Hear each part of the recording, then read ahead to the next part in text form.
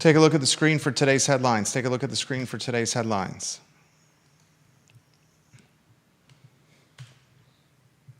We're going to talk about that Violent Crown deal.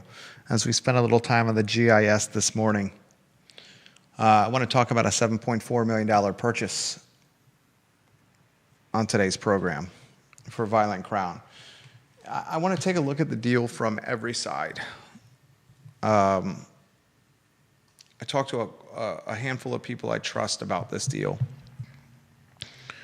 and see and kind of relay some the conversations I had to you, the viewer and listener. Do us a favor of liking and sharing the show, retweeting the show, helping us spread the gospel. Judah's got the DOJ, UVA deal he wants to talk about today. I want to talk about the UVA DOJ deal as well, how it pertains to the alumni, the faculty, the administration, how it pertains to public perception, how it pertains to Senator Creed deeds, what it means for the Trump administration. A lot I want to look at with that UVA deal. J-Dubs, I'm going to confirm the channels we're live on. We are live on Twitter. Are we live on my Facebook page? Should be. Okay. Yep, we are. Excellent. We'll rock and roll here shortly on the water cooler of content and conversation in Charlottesville and Central Virginia, the I Love CVille show. We are live on I Love CVille. That's good. Are we live on the group? Just about.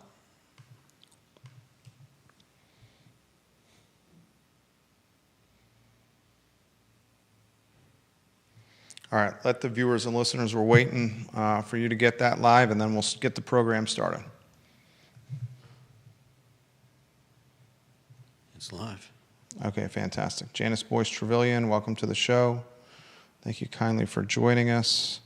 Help us spread the gospel guys here on a Thursday in downtown Charlottesville. All right, we can rock and roll here when you're ready, Judah Wickhauer. Are we live on LinkedIn? We should be. I love the should be answers. I can check if you want. No, I'll check. We are live on LinkedIn. Fantastic. And I will confirm YouTube as well. All right, let's rock and roll when you're ready. Quiet on the set.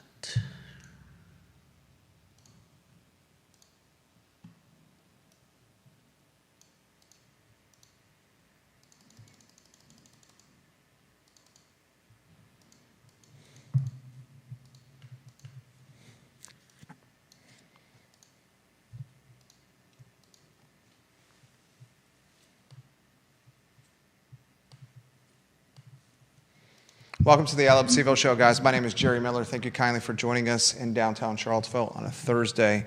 A lot we're going to cover, including the purchase price for the Violent Crown building at $7.4 million, a purchase price that shocked me. I said on yesterday's show this would be below assessed value, and that assessed value in 2025, according to the Charlottesville GIS, $6,258,900.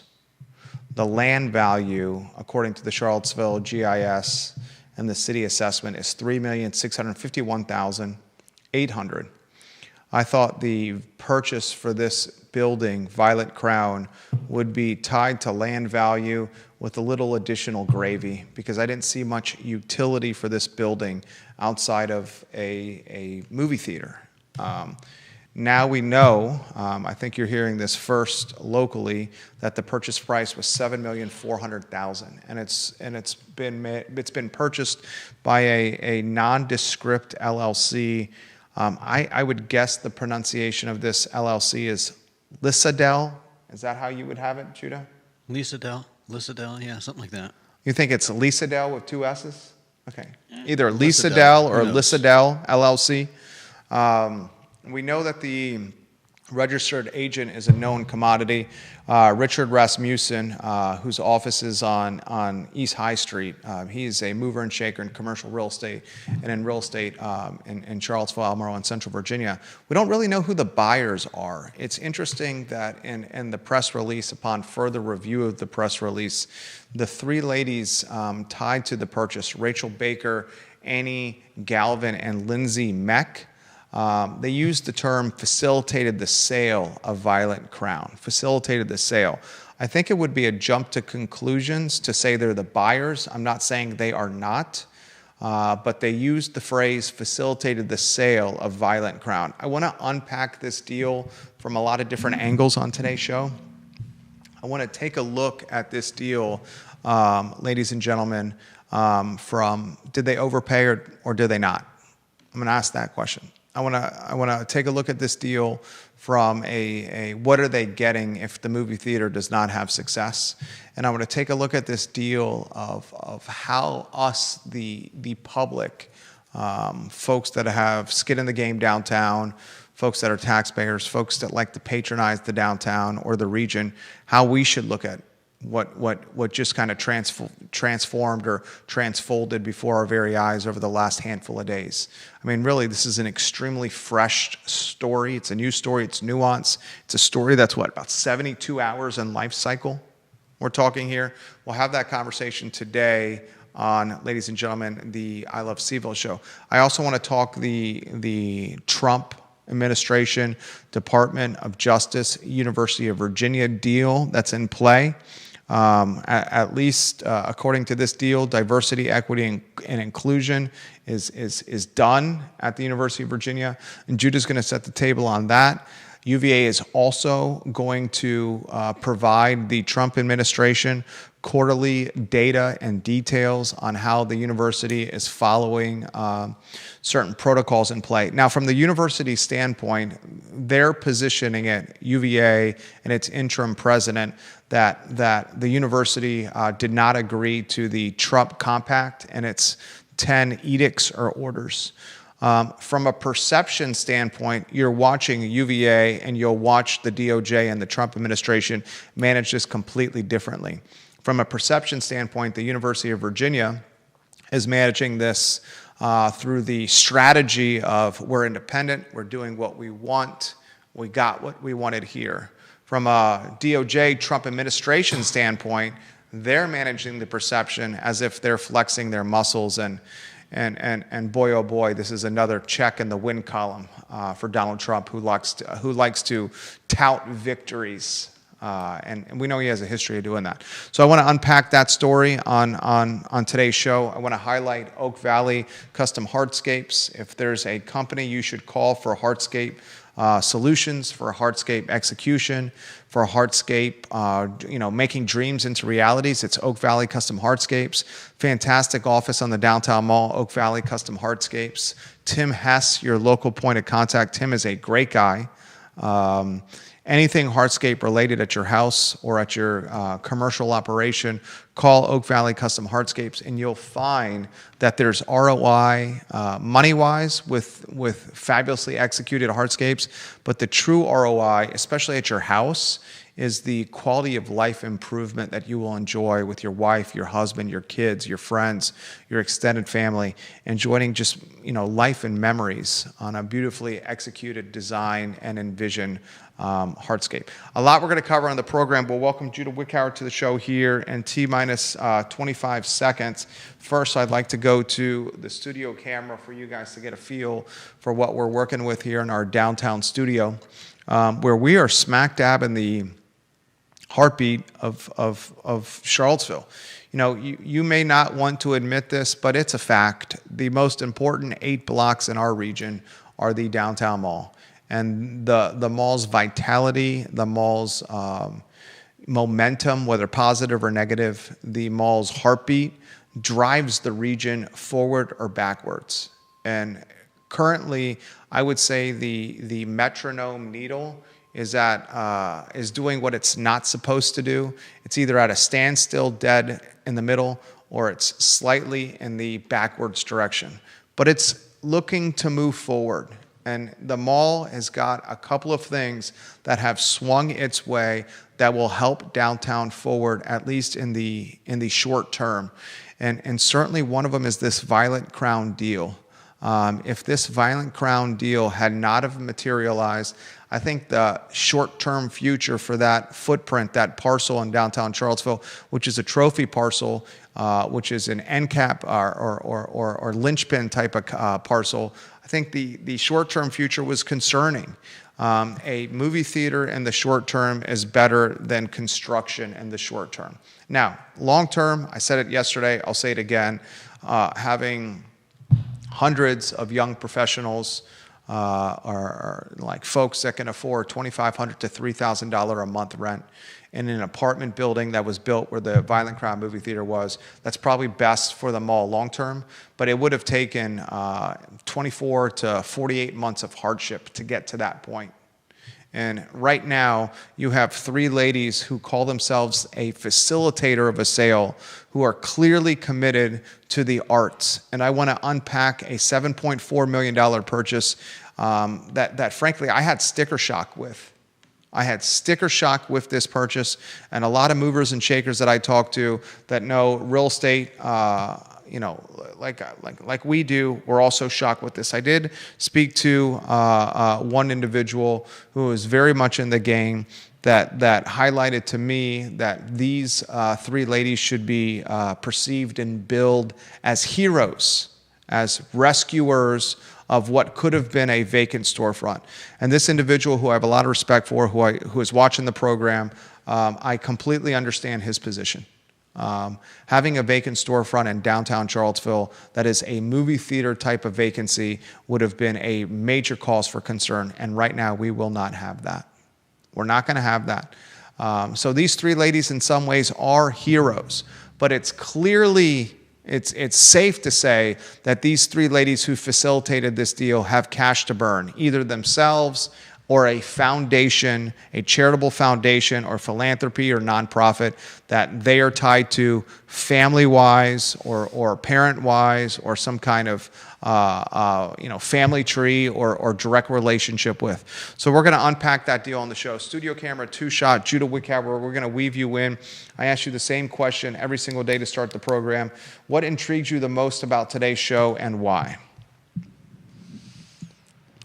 Well, I'm glad that the that the Violent Crown sold and that it's now in control of people who are passionate about keeping it what it is and not thinking of it as a bunch of empty buildings, empty rooms without windows. You on yesterday's show thought it would trade above assessment. I thought it would trade below. You were right. I mean, Carol Thorpe also said it was going to one. trade above assessment. She was right. I believe William McChesney. There were three people on yesterday's show. We had 3 or 4 dozen people leave in the comment section across all platforms, whether it was going to trade above or below assessment. Judah, Carol, and William McChesney said it was going to trade above assessment. They were the three, and they got it right. So props to you. I mean, it's not like I had any special knowledge. I picked above because you were going below. Well, I think honest. we all knew that, honest. Judah. Okay. I think we all knew that. That's fine. Yeah, I think we all knew that. And with no shade intended right there. You highlighted that in yesterday's program as well. You highlighted that in yesterday's show as well. I'm going to ask you these questions, okay? This is the first question. Mm-hmm. Do we build the three ladies moniker and brand the three ladies as heroes or as a group that has cash to burn? Or can it be both? I think it can be both. I mean, they're not necessarily heroes to everyone. I'm sure most of the people of Charlottesville don't care about this deal.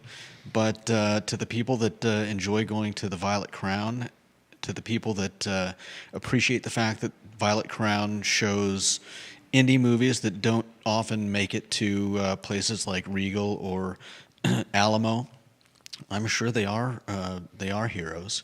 And yeah, we can also say that they've got money. As you mentioned before, there are far more than 5 billionaires in the area. I don't know if any of these ladies are billionaires. I don't know if they have access to that kind of money, but I'm heartened to see that there are people who are willing to put it on the line for something they believe in. It reminds me of the former owners of Reed's Supermarket choosing to sell for what you indicated was far below what Significantly below the property was probably worth, to ensure that it became I believe a Goodwill. Twice as nice, a thrift store. Yeah, a thrift store, rather than getting torn down and becoming another 11-story student housing monstrosity like we've got on West Main. Here's something I find ironic. You ready for the irony, viewers and listeners? And I'll catch verbal arrows for this. The same people that are championing 3 women facilitating the sale of a movie theater building for significantly above assessed value to the tune of, I did the math this morning, $1,141,100 above assessed value. Yeah. Are the same people that are championing the new zoning ordinance, the need for more housing to stabilize price points, and the same people that are activists for density. Is it irony or hypocrisy that the very same people that are saying, we need housing, rah, rah, rah. We need multifamily, rah, rah, rah. We need density to stabilize prices, rah, rah, rah, are the exact same people that are saying, good job, ladies, for paying $1,141,100 over assessment to preserve the arts in a movie theater in downtown Charlottesville. Is that hypocrisy? Now, in this case, I don't know if that's entirely fair. Oh, please, push back. I want the pushback. I crave the pushback, please. Well, now that Levine is out of the picture in terms of this particular plot of land, you're saying that it should have... I mean, the movie theater, the people that run the movie theater have a contract. I'm assuming... Have a lease. Yeah, a lease. Not a particularly long-term lease, but we don't know if it was extended or renegotiated. I think it was going through 2027. I wouldn't say that's a long lease. That's definitely not a long lease. I'm not saying it's a long lease, but if the earliest that anyone could do anything in terms of construction on that site, I'm guessing that would be tearing the entire thing down and starting from scratch, would be sometime in 2027 or 2028. Are we really pointing to that as potential housing in the near term? Well, the permitting process, going through the bar, going through all the red tape of working through city council would have taken them that long at least. So it's not like the construction could have started yesterday, because they had to go through numerous hoops with City Hall and its many bureaucracies and commissions and boards before a shovel was planted into the ground.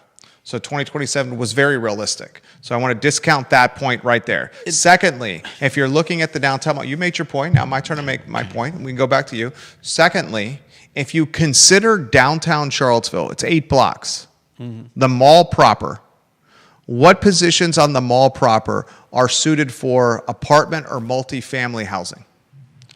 What positions? You're saying what other buildings would make What other good locations? housing? I mean, are we going to the assumption that we need to do housing on the downtown mall?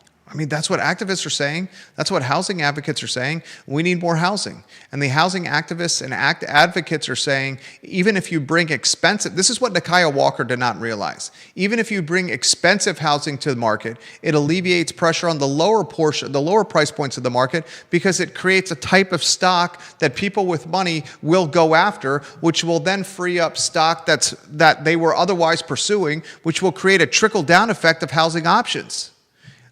Having micro apartments, studio apartments, luxury apartments, whatever you want to call it, on the downtown mall, there's no better suited position for luxury because of the live, work, play aspect of downtown. And I cannot, and help me viewers and listeners understand this. Can you think of a parcel on the mall that is better suited for housing than the movie theater? I mean, it may be the code building, but Jaffrey's not going to tear that down. He just built it. It's his trophy property. It's not going to be at the Omni, right? The Artful Lodger livery stable is going to be a hotel. Yeah. There's not enough assemblage possible to do it. The Violet Crown parcel had 2nd Street and Water Street. It was on the corner of 2nd and Water, right? Right there on 2nd and Water as an access point for construction. I mean, if you were going to do it in the heart of the mall where there wasn't 2nd Street as a cut-through street, it would be even more nightmarish, labor-intensive, cost-intensive, red tape-intensive to do. The access point helps. You know, I think it is a bit hypocritical that people are going, rah, rah, rah, arts, rah, rah, rah, movies, are also rah, rah, rah, more multifamily. Now, to the point that you know, someone who's, I'm not going to utilize his name. This is not Deep Throat that I was talking to, although Deep Throat's offering comments, and I'll get to in a matter of moments. A person very connected to this situation said, in your show today, you should be billing them as heroes. And they are heroes. They are saving what was a fragile business. Wait, that's not fair either. Oh my goodness gracious! You're gonna go back to making an argument that the movie theater business is not fragile. I'm not saying it is or isn't, but you're acting like they're throwing them a lifeline by buying this property. Yes, they are throwing them a lifeline. They're buying this property with the sole mission and focus of preserving the arts and movies. How does that help the business make more or less money? Because you have a landlord that is forgiving, empathetic, kind, who's purchased a building through a family foundation and nonprofit whose mission and focus is the arts. As opposed to a landlord that otherwise would spend more than $7 million, 7.4 to be exact, and would expect immediacy with ROI and would be much less forgiving and empathetic of struggling business models and tenants. But, so are you saying that they're not paying their rent? I'm saying there was a lease renegotiation. And in times of difficulty, and if anyone doesn't realize that there's hardship in upcoming for movie theater businesses, they're huffing glue. You're making a lot of assumptions. No, I'm not making assumptions. You are. No, I'm not. This is just common sense business mindset. Which assumption am I making here? I literally will explain this to the viewers and listeners. What you think are assumptions here? Do you have access to the financials of the theater? The previous owner of the business has said the previous owner of the real estate had said the business is struggling. And the previous owner of the business of the real estate clearly wanted out. And Judah, why don't we do this?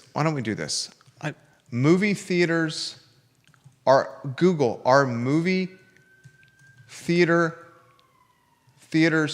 struggling or performing well in the United States? Are movie theaters struggling or performing well in the United States? Overwhelmingly, the content is that they're struggling. Okay.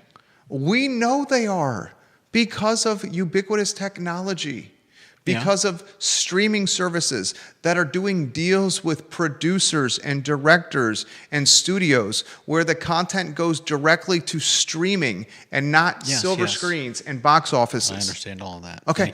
Thank you. To try to perch yourself on a hill that this business is bullish is asinine to me. I never said it was bullish. Okay. So you agree it's not, the potential's not there. The upside's not there. No, I don't agree. Okay, so are you bullish or bearish on the movie business? What does me being bullish or bearish on the movie business have to do with Violet Crown paying their rent? Okay, let me try it a different way. No, here's a different way. Try it this way. You're dying on a hill by yourself right now. Okay. Okay, literally dying on a hill by yourself. Try it this way. Having a landlord that owns your building, and that landlord is a nonprofit whose mission is supporting the arts.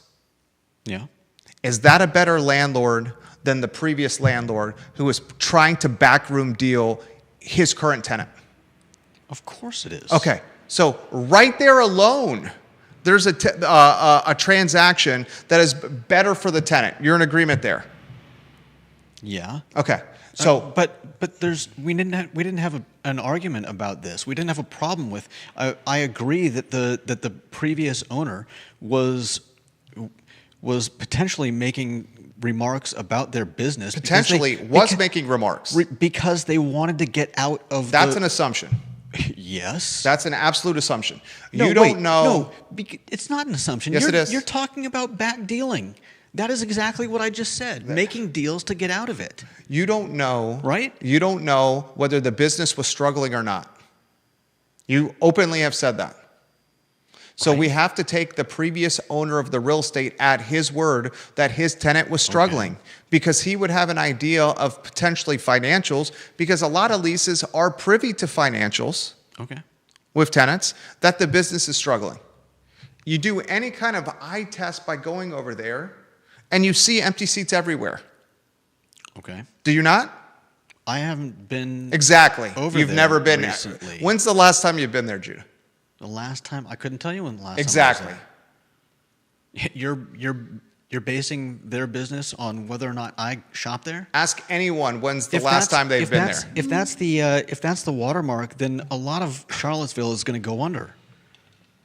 Okay. Well, we're going to have to agree with this one. Agree to disagree on this one. Okay. This is all I'm saying. Having this landlord, a nonprofit that is overpaid for a piece of real estate to the tune of $1,141,000 of overpayment, assessed at $6,258,900, purchase price of $7,400,000, shows you that you have a landlord that is well capitalized and funded. Whether that landlord is a nonprofit or a foundation tied to one of the three ladies, most notably Annie Galvin, that's for them to decide. There's certainly a paper trail on the internet, which Deep Throat has uncovered, that suggests that Annie Galvin is tied to a Galvin Foundation that is most likely the purchaser of this piece of real estate. Yeah. And this purchaser of said real estate has so much money that overpaying, burning money, however you want to say it, is not that big of a deal to this foundation, because they're Scrooge McDuck in gold coins right now. Okay? I'll get to that family tree in a matter of moments. I'll get to that paper trail that he's uncovered in a matter of moments. My argument is this. I saw this, and most astute real estate buyers would see this as land value. You go on the GIS, $3,651,800. You know the GIS is probably below market with its land value, so you uptick it maybe $1 million more. Maybe you give it to 5. You uptick it maybe $1.4 million and change more to say the value is 5. And you base it on of common sense that a movie theater structure, the real estate, the building, has very little utility outside of putting pictures on big screens, slanted flooring, no windows, cavernous huge rooms. What does that scale to in any other utility in the professional or real life world except for movies? No one has an answer for that. No one is going to go to an event space that is in a dark, cavernous, slanted floor room with no windows. No one is going to go to it has short ceilings. Okay? It's literally only utility is a movie theater. So if it doesn't work out with the movies, you're then going to have to potentially reposition into another arts or theater type of category. I thought you wanted them to tear it down and turn it into apartments. These people aren't. But their whole mission is arts. So if this movie business fails, they then reposition into some kind of arts type concept. Are you then going to have live arts right next to each other? Are you going to have a live arts building on Water Street that backs up to live arts on the downtown mall? Are we now literally going to have 2 live arts that touch each other on the same block in downtown Charlottesville? And then I'm going to ask the question here, okay? Here's a very real and frank question, okay? Very real and frank question for you, Judah, and for the viewers and listeners. And then I'm going to get to the many comments that are coming in, including Deep Throat's paper trail. Are you ready for this? And no, Vanessa Parker, the Annie Galvin is not connected to former counselor Kathy Galvin. I think we've uncovered the paper trail of connection, which with some investigation done by number one in the family, Deep Throat, which I'll get to in a matter of moments, okay? Here's a very real conversation. The real life world that we live in, whether we want to admit this or not, is Darwinistic as hell. It's survival of the fittest. In this scenario, you have one of three people who facilitated a deal that looks like is tied to a filthy, filthy, filthy, filthy, unbelievably rich family. And this unbelievably rich family has so much money that they threw a lifeline to a business model that was struggling, basically propping it up. That is not really survival of the fittest. That is philanthropy and charity. In a survival of the fittest world, a real life world, was Charlottesville better suited in the long term to have seen this concept fail, gone through 24, 36, 48, 5 to 10 months or 5 to 10 years of hardship of having an anchor tenant on the mall be vacant and dormant, to then see an investor come in, purchase the dirt, and build multifamily on the site, which in the long run would have bettered the mall. That's a tough pill for people to swallow. That is a tough pill for people to swallow. Was short-term hardship of the closing business for the long-term upside of multifamily and this parcel and this land and this piece of dirt what was best for the mall? Because I cannot think of a better spot in downtown Charlottesville except for Jaffrey's Code, and it's not ever going to happen there, for multifamily to take place on the mall proper. Okay. Anything you want to throw in? It's a lot of assumptions there. That's the difference between me and you, right there. Okay. The assumptions that you call assumptions are what I call commentary rooted in experience and common sense. Now, let's get to comments, okay? These are comments. This is the paper trail investigated this morning by Deep Throat. He says, Richard Rasmussen, which we know by a basic search, is the registered agent for the LLC. He says, at the registered address of the LLC, there's also a Mary Galvin Foundation. Then he finds the Mary Galvin Foundation through the Colorado Springs Gazette is associated with philanthropists Mary and Robert Galvin, known for their transformative impact on classical music and the performing arts, particularly through the establishment of the Stradivari Society in 1985. The foundation is officially designated a 501c3 nonprofit organization supporting charitable, scientific, literary, educational, religious, or testing for public safety purposes. Then he goes on to find that this nonprofit has extremely low assets of just $5 million. Once he realizes that this Mary Galvin Foundation has a low assets of $5 million, he does even a deeper dig. And that's where he finds there's a separate Robert Galvin Foundation that has $50 million in assets. Then he finds that Galvin is the name of the founder of Motorola. And he guessed that's the family. And he puts two and two together. You would call these assumptions. No. What he's doing here. Those are wise assumptions. Okay. You would call these assumptions. You just said they were wise assumptions. No different than the wise assumptions that I offered. He then says, I think that's the story. A family that's into performing arts, wealthy, has a foundation. Daughter may live here. Family member may live here. Parts of the art community. So they do a nice thing for CVille. They overpay because they're not real estate experts. And the VC lease, the Violet Crown lease with the tenant, is a triple net lease. So taxes, paid utilities, insurance, upkeep is taken care of. And the foundation gets some kind of 2%, 3% net return on a year-over-year lease collection.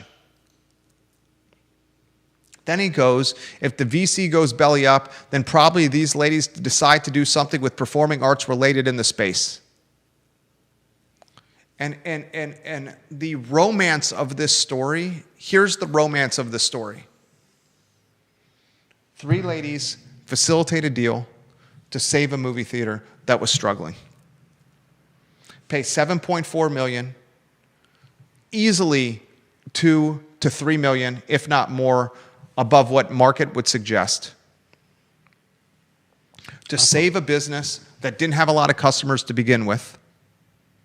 And if the business, which has headwinds at a macro and micro level, fails, they reposition into a performing arts venue. And that's a romantic story. But that is not a story that's necessarily long-term best for the most important 8 blocks in the region. Okay. And no one wants to, few people want to hear that.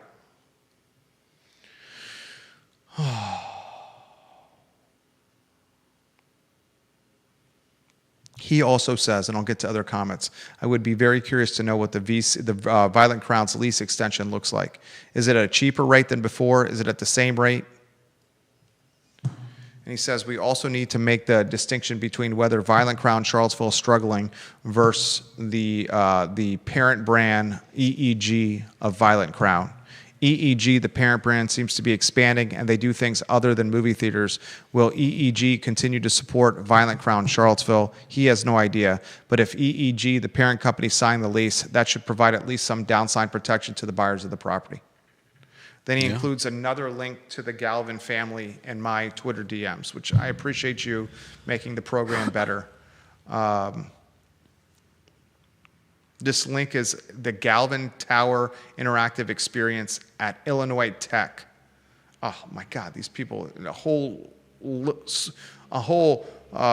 cornucopia of content about Paul Galvin, the founder of Motorola.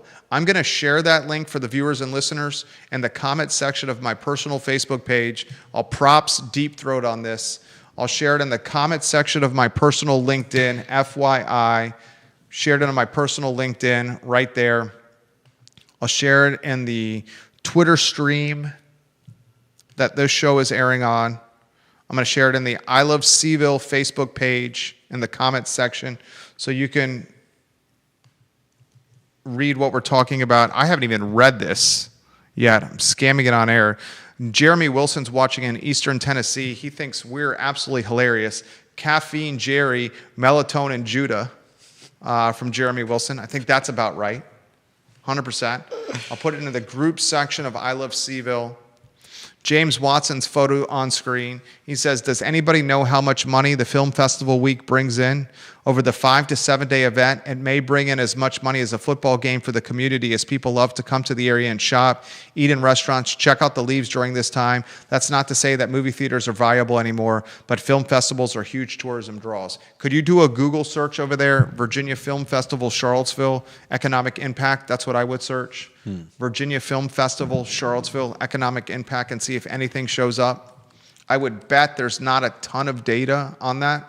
I'm sharing this in the comment section of I Love CVille Food for you guys to read. The link that I just shared literally got positioned on 5 social media platforms that have collective following of more than 100,000 people. John Blair's comment, we're going to get to that here in a matter of moments. John says, if you recall, Jerry, this summer I predicted that UVA would enter into a legal settlement with the General Assembly. He's talking about the DOJ. John, I'm going to get to that in the DOJ in a matter of moments, I promise. That story is coming up. Any other day, the DOJ agreement, the UVA DOJ agreement would have been the lead of the show. I'm going to share this in the comment section of the YouTube channel that this is airing upon that has more than, it's approaching 500,000 in views. Any economic impact data? That's a challenging one to find. Yeah, nothing specific about how much money it actually brings in. Just general information about tourism spending and a $20,000 grant from the National Endowment for the Arts. It's a good question by James Watson. I would say this, James, that that a Virginia Film Festival week is not in the same category of economic impact for a home football game that's sold out. And the last two UVA home football games have had a attendance north of 50,000 per game, which is the first time in forever that's happened. It's not a sold out. Sold out's around 63,000. It's not sold out. But I would think that if Virginia keeps winning, the remaining home football games would be at almost capacity. Janice Boyce Trevelyan has some good intel. I saw this as well. The toy store that just closed, someone posted on Facebook, it's up for rent for $6,000 a month. I'll add a little color to this. This is not me speaking out of turn. This is our business. The Commonwealth Sky Bar space that was previously home to Hunter Smith's Passiflora is currently for rent at $11,000 a month. $11,000 a month for the Sky Bar space. I also said on yesterday's show, you're starting to see, you have 3 vacant storefronts on the downtown mall tied to one entity and one man, Stefan Friedman, Bonnie and Reed, Old Metropolitan Hall, and Draft Tap Room. So, do what you want with that. And I also am trying to be empathetic for a small business that is clearly facing some hardship right now. I'll dot the I's and cross the T's on the Violent Crown story with this, and you offer some closing arguments as well. I appreciate you taking the counter position. I love that on the show. Crave that. Genuinely crave that. This is my position, and you can have some. Do you want to go first, or you want me to go first? Go ahead. First, the 3 ladies that facilitated this deal, props. Mm-hmm. In the short term, you are absolutely heroes because downtown's struggling right now. And having another empty storefront, especially one that is as noteworthy as Violent Crown, would have been very concerning. No doubt. Props. Even having Jeff Levine buy it, to have it be 24 months, 36 months, or 48 months of construction zone during next year's 50-year anniversary of the mall would not have been a good look. So yes, Rachel Baker, Annie Galvin, and Lindsay Mack, you are heroes. You facilitated this deal. Further color I want to offer here, the Annie Galvin in this deal seems to be linked to the Paul Galvin family, Motorola, and a very well-to-do foundation that has tens of millions of assets at their disposal, a nonprofit, whose mission is preserving the arts. You couldn't have a better landlord for this business that is clearly struggling. 2 other points I'd like to make. If the movie theater business doesn't work out, perhaps it turns into some other theater or arts type of epicenter. It would be a curious position for it, considering Live Arts is almost directly behind it on Water Street. Yeah. And then the last one I want to make, maybe it's the most controversial, but it's one rooted in honesty and reality. In a Darwinistic world, the closing of a movie theater business and the shuttering of a trophy property for some time in the downtown mall would have been hardship and harmful in the short term. But if that hardship and harmful materialized into hope and upside with an apartment building, perhaps that was best for downtown Charlottesville. And I would add it would also be good for the Regal and Alamo. Another great point. The closing of that would have fortified and strengthened the 2 other positions locally, the Stonefield Regal and the Alamo and 5th Street Station. Fantastic point. Because this market is too small for 3 of them. Potentially, yeah. Too small. Clearly too small for 3 of them. Eye test tells you that. Great point by you. I should have made that point. Excellent point.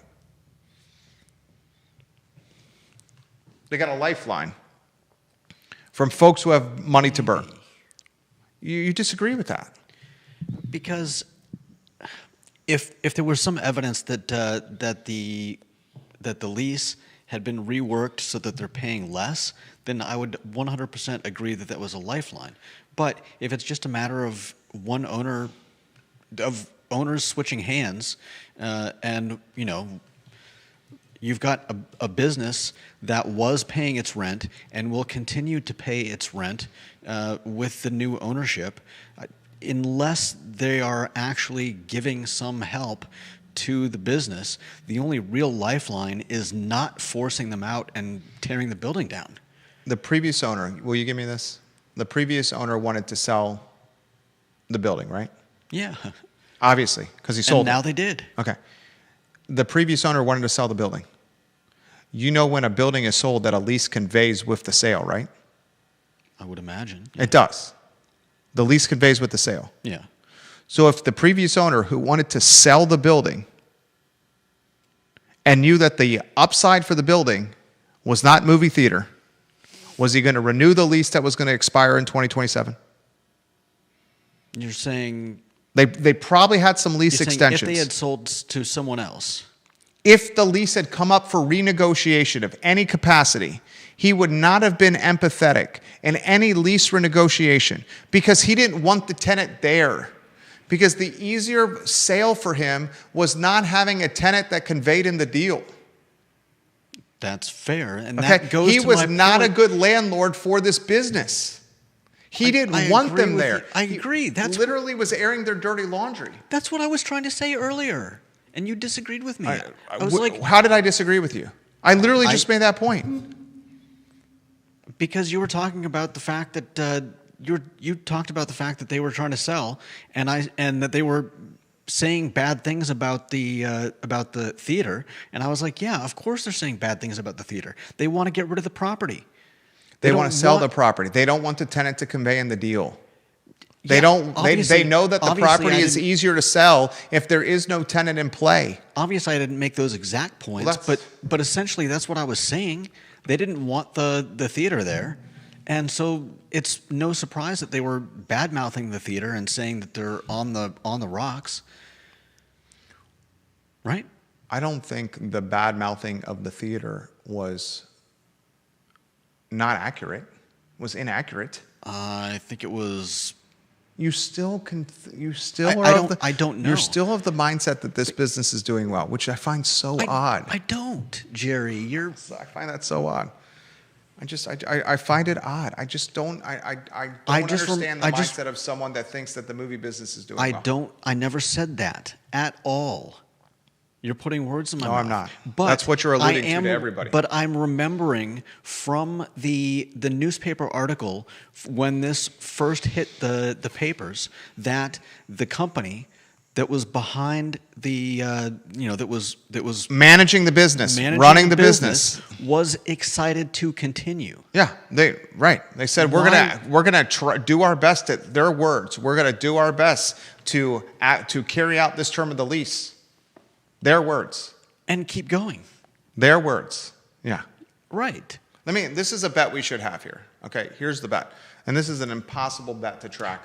We're going to need some time. Do you think that this is going to be operating as a movie theater after the year? What are we at? We're at the end of 2025 here. Do you think this is a movie theater? Do you think this is a movie theater business in 2028? You're right. It's impossible to answer, but yeah, I think they will be. You really do. That's wow. I'm shocked by that. And you're really being true and not just doing this for the sake of Being argumentative? No. Okay. Think about it. You've got a company that wants to stay in the business, wants to continue doing what they've been doing. You've got now an owner who a landlord. Who wants the same thing. They're both in alignment that they want this business to keep going, unless something drastic and disastrous happens to either the downtown mall, the business, or something. I don't see why the business. It doesn't have to be drastic or disastrous to the downtown mall of the business. It's just technology. Okay. It's just streaming. It's just 72-inch TVs are $300 now. I mean, you keep making that argument, but we still have movie theaters. And until we no longer have movie theaters, I think this one makes it at least another 2.5 years. Okay.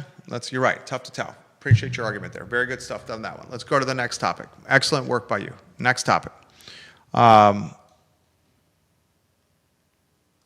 UVA makes a deal. What's your stance on this one? Because we got spin doctors on either side of the story.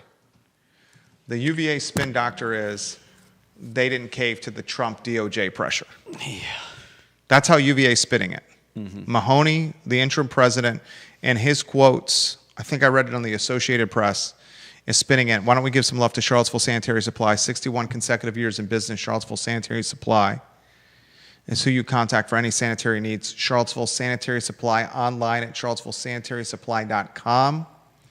Located on East High Street, John Vermillion, Andrew Vermillion, Charlottesville Sanitary Supply is who you contact for vacuum cleaners, pool cleaning, vacuum repair, pool cleaning, repair, robots, any sanitary needs. And they have in-market delivery day of for free. They're the best. UVA strikes a deal with the Trump administration. This isn't the DOJ. This is UVA doing a deal with the Trump administration. And today... You can use this name all you want, but the articles all say the DOJ. Who runs the DOJ? Donald Trump. Was the DOJ investigating the University of Virginia prior to Donald Trump being voted president of the United States? No, I don't think so. The only time the DOJ started investigating Ivy League schools, USC, the University of Virginia, Michigan, was when who got elected into office for a second time? Trump. His entire platform for running for president this past term was in part this. Yeah. He wins, and then soon thereafter, one of his divisions, basically a division, one of his departments, is investigating the University of Virginia. This is Trump. Everyone that's listening to the show knows that this is Trump, exerting his influence. So UVA has done a deal with Trump. Now Mahoney and UVA are in spin doctor mode or damage control. Spin doctor mode or damage control on this side is this. We didn't cave to the Trump compact. We maintain our Jeffersonian freedom and independence. This allows us the rights to run our school as we see fit. We won. That's what UVA is saying. If you read the story and understand the deal, on a quarterly basis, and this is viewers and listeners if you haven't seen the story, on a quarterly basis, every 90 days, the University of Virginia is going to be providing reports and data and information and intel to the DOJ. Yeah, through 2028. Signed off and approved, verified. By the president. By the president of the University of Virginia.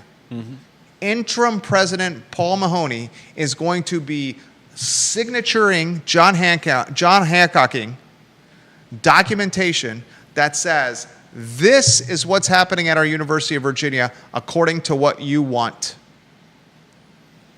Paul Mahoney and the University of Virginia are John Hancocking that diversity, equity, and inclusion are eradicated from UVA. Yeah. The DEI, the diversity, equity, and inclusion, was the whole thing. It was the whole thing to begin with.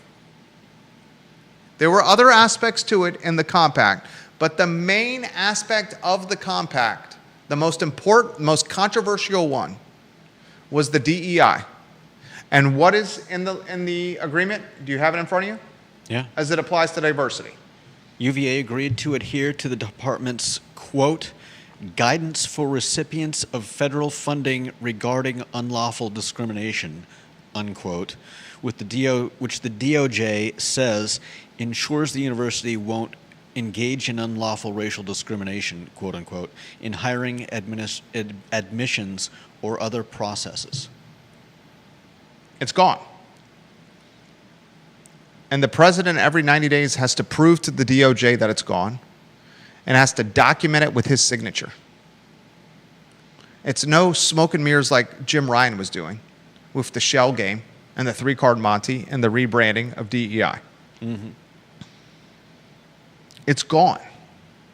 So now you're watching an institution, by many accounts, the top public one in the nation, a new Ivy League moniker for UVA. That's the moniker, new Ivy League school. Yep. Spin doctoring that we did this to maintain our Jeffersonian independence. And we came out as victorious. And on the flip side, one of the top spin doctors, whether you like it or not, he's one of the top spin doctors, not just in the country, but in the world. Donald Trump, he's a spin doctor. Yep. Master of spin doctoring, is using this as a check mark in his column that he pursued one of the public universities, #1 in the nation. And got them to bend the knee. And got them to eradicate diversity, equity, inclusion, and provide quarterly reports through 2028? Yeah. Through 2028, that they are honoring what they promised me. So now we are left with this question. Who won this deal? Who's the better spin doctor? The Trump administration, what kind of influence do they have in Charlottesville at the University of Virginia? And what does this do for Senator Creed Deeds, who had how many questions? Was it 48 questions? 46 questions? 64 questions? Something like that. Something like that. 4 dozen plus questions investigation to the BOV rector and vice rector, who basically snubbed him. Your thoughts on those topics? 46 questions. 46? Yeah.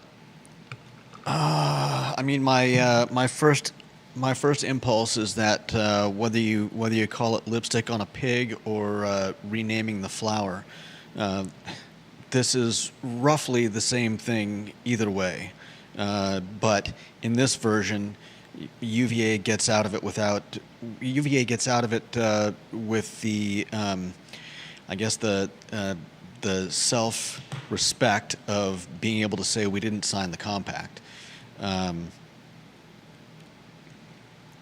There are some slight differences, but yeah, essentially they're acceding to the DOJ's demands and getting rid of DEI, which a lot of us don't think is a bad thing. Senator Creed Deeds.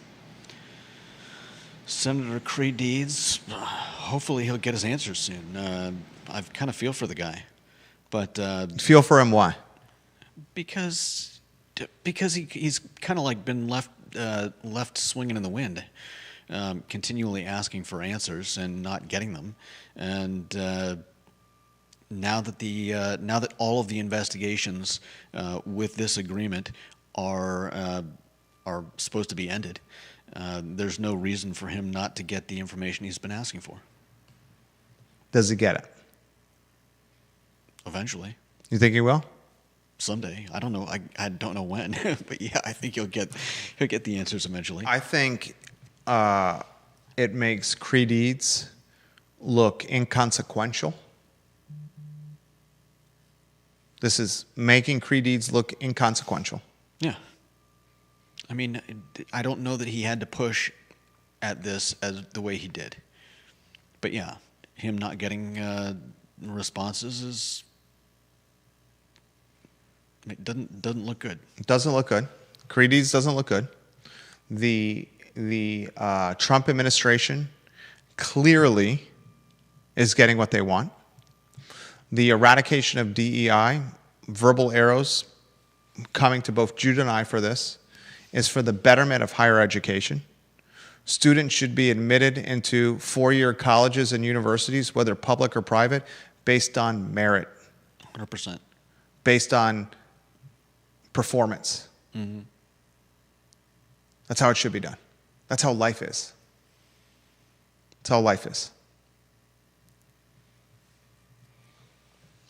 I'm going to say that I think in terms of the Trump administration, I wouldn't be surprised if the compact was just a 100%.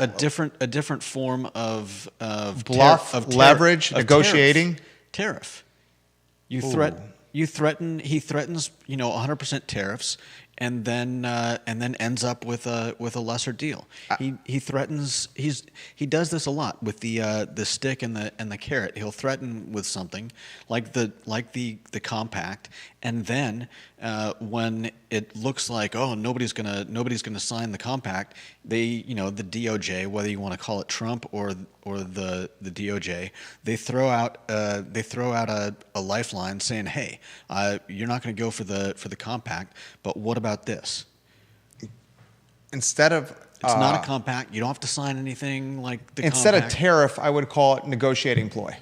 Yeah, I'm just saying that Leverage point. I'm just saying the tariff is another leverage point. Yeah. Another negotiating point. It's another leverage point or I wasn't saying negotiating that these point. were tariffs. I was just saying the compact could have been used very similarly to Negotiating tactic. How he uses. Yeah. Yeah, another negotiating tactic. John Blair, if you recall, the summary predicted that UVA would enter into a legal settlement that the General Assembly could not touch.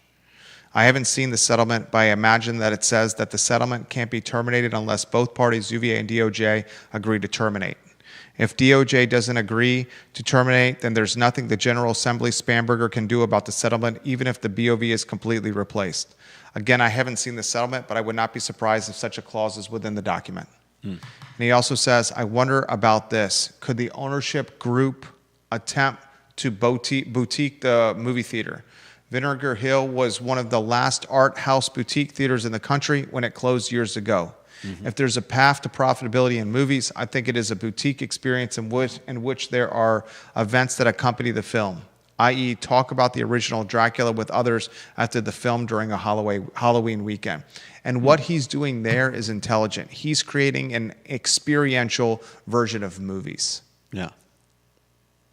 Something that you can't necessarily get at your house yet. The community that comes with viewing movies. The fellowship. I thought that's what watch parties were about. What, that's when you watch a movie and you guys are streaming yourselves while talking over it? I don't know. Interesting idea.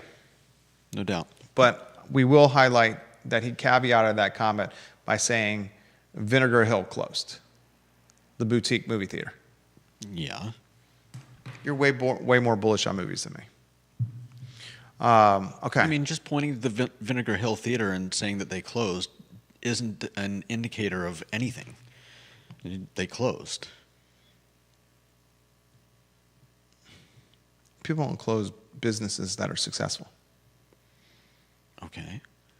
Somebody just closed Tubby's and it reopened, what, a month, 3 months later? I'm very curious about that, too. I took pictures. Did you go? I drove by yesterday and it was it had what do you call those lights on the undercarriage of a car?